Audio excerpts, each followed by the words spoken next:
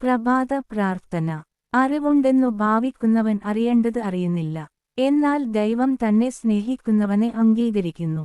1 കോരിന്തോസ് 8-ാം അധ്യായം 2 മുതൽ 3 വരെ വാക്യങ്ങൾ.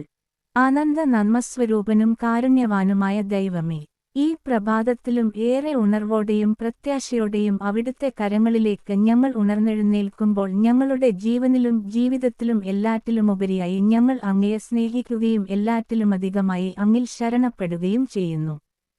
ഇതുവരെയുള്ള ജീവിതയാത്രയിൽ ഞങ്ങൾക്കു നേരിടേണ്ടി വന്ന സങ്കടങ്ങളിലും പ്രതികൂലങ്ങളിലും ഈ പ്രതിസന്ധികളെ എങ്ങനെ അതിജീവിക്കുമെന്നോർത്ത് ഭയപ്പെട്ടിരുന്ന മരുഭൂമി അനുഭവങ്ങളിലും പ്രതീക്ഷയുടെ ഒരു നുറുങ്ങുവട്ടം പോലും കാണാനാവാതെ ജീവിതത്തിലാകവെ ഇരുൾ നിറഞ്ഞപ്പോഴും അവിടുത്തെ കരങ്ങളായിരുന്നുവല്ലോ ഞങ്ങളെ നയിച്ചതും ചുമലിലേറ്റി വഹിച്ചതും.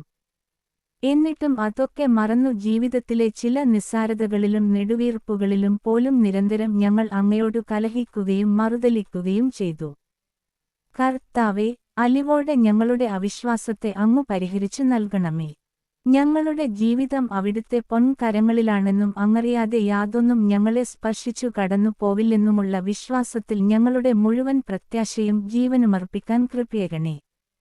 ഏതൊരുവിനെയും അനുഭവങ്ങളെയും അതിശയിപ്പിക്കുന്ന അവിടുത്തെ സ്നേഹത്തിന്റെ നീളവും വീതിയും ഉയരവും ആഴവും ഗ്രഹിച്ച് ജീവിതത്തിൽ അനുഗ്രഹിക്കപ്പെടാൻ ഞങ്ങളുടെ ഹൃദയങ്ങളെ അങ്ങു പ്രാപ്തമാക്കുകയും ചെയ്യണമേ.